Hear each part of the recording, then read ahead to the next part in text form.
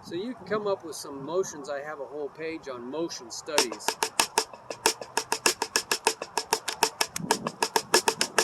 Here comes the rain, so I think I better pause this. Well, I'll let it rain a little bit. Let's see if it stops and gets going again. Well, it's starting. Here we go. Well, I'm going to wrap it up because it's raining. So you want to put a lot of time in to create muscle memory. So you want to play this speeds.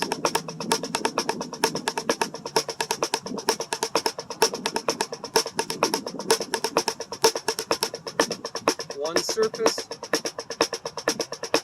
You want to put time in it. Different metronomes, different drum loops.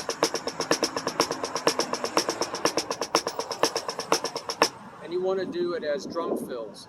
Boy, if you can keep a paradiddle going throughout your drum set, maybe moving it, keeping it all on one sound,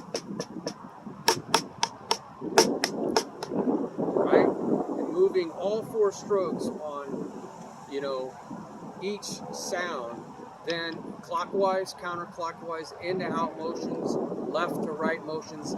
Come up with every motion you can. You really want to try to, but don't randomize it. Do one motion for a while. Like, this is called moving the double, right?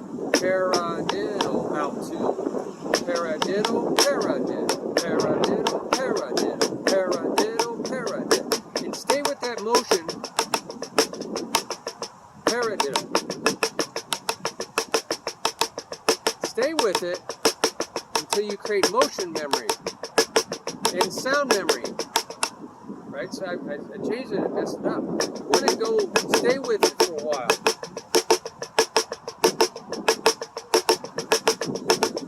Speed it up, see if you can mess yourself up.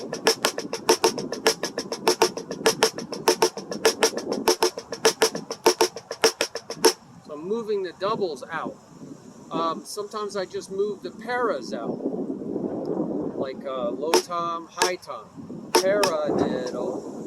And then maybe I'll do a hi-hat and a high tom. I'll go paradiddle, paradiddle, paradiddle. So the diddle's on the inside. Paradiddle, paradiddle, paradiddle, paradiddle, paradiddle, paradiddle.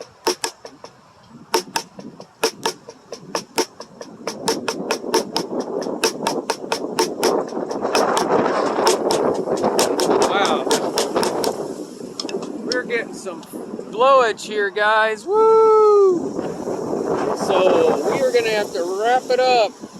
Wow, this is really intense. Wow. Just blew it right over. So think of where you want to put the diddles and where you want the parrot. Now something have, you know, triples and quadruples. Same idea. You can decide to keep those together. Right? So like, let's say right, left, right, right, right, right. That's a quadruple. Right, left, 1, 2, 3, 4. 1, 2, 3, 1, 2, 3, 4. 1, 2, 1, 2, 3, 4. 1, 2, 1, 2, 3, 4. So you're kind of thinking in 2s and 4s, right? To get your 8. 1, 2, 1, 2, 3, 4. 1, 2, 1, 2, 3, 4. 1, 2, 1, 2, 3, 4. So try to think of ways to internally phrase it. I don't like to break up doubles. I don't like to go right, right, breaking it up. I think you can't really go fast because you're moving your hand. So I don't like to break up doubles or triples or quadruples. I like to 1, 2, 3 if it's a triple. So you got like 1, 2, 3, 4, 5, 6, right? 1, 2, 3, 4, 5, 6.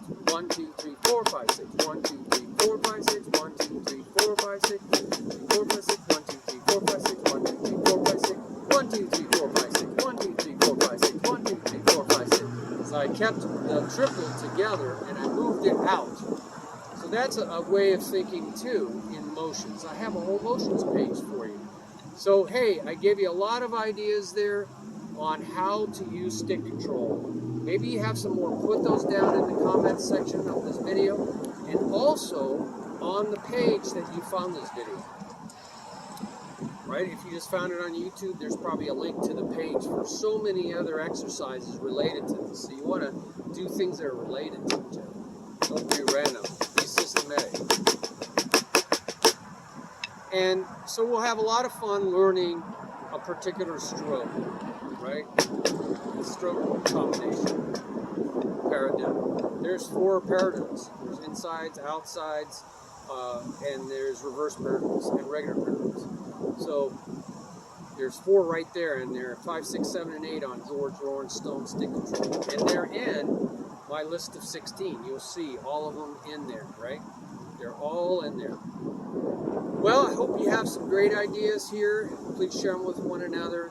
We're learning together, encouraging one another daily, and really helping each other do this better, right? It does take a village. Everybody sees the world differently, and hopefully for good. We do this for good, working together for better things. Hope there's better things to come. I'm very encouraged right now. I need a divine revelation, because if I see what's going on around me, I'm like, yikes. Yikes, Batman. Okay, well, love to hear from you, okay? Hope you got something out of this. Bye-bye.